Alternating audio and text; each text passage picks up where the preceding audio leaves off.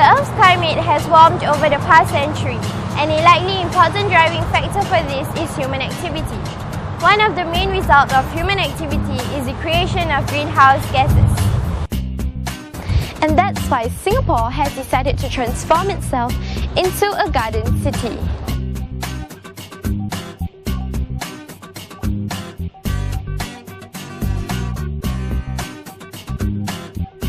With a population of about 4.7 million within its 193-kilometre coastline, Singapore is one of the most densely populated countries in the world.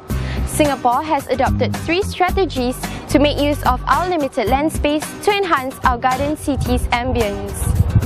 Due to land constraints, it is necessary for us to make proper use of limited space and facilities, and thus our first strategy is to allow limited parklands and nature areas to be made into more creative uses, like what has been done for our Taman Jurong Green. Jurong Central Park is the first park to have life-sized board game features in a park. It provides visitors with the experience of playing in a jungle setting. Rooftop gardens provide an alternative place for people to mingle in a more relaxed setting. They not only provide opportunities for residents to foster community interaction, it also helps to provide the enjoyment with the landscape. Thus, it combines nature's beauty with urban creativity. The second strategy is to link up our parks to urban and residential areas. This provides more space for recreational activities like jogging and cycling. To ensure that parks and open spaces are within easy reach of the community, a comprehensive network linking major parks and nature areas is currently being developed.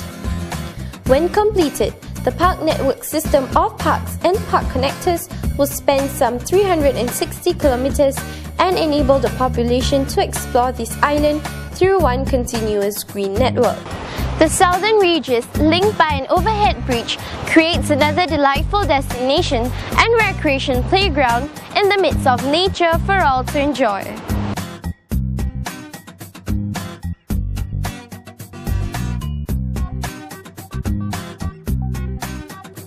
Park connectors treat you to a myriad of sensory delights, an adventure that only Mother Nature can offer.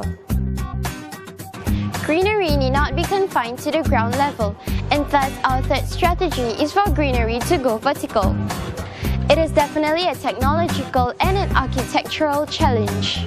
The 15-meter 5-story high green wall, which can be seen by both the departure and arrival halls in Changi Airport's Terminal 3, is the largest vertical indoor garden in Singapore. Spanning 300 meters from across the back of the departure hall, it certainly gives Changi Airport's Terminal 3 the tropical feel. So what are the benefits of all these greenery? Plants absorb carbon dioxide and produce oxygen into the atmosphere through photosynthesis.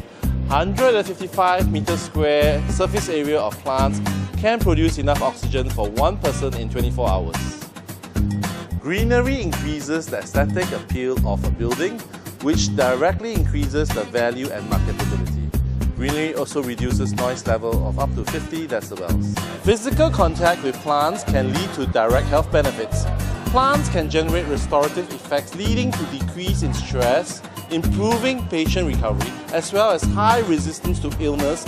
That's why it's important for human beings to stop all activities and learn to sniff flowers.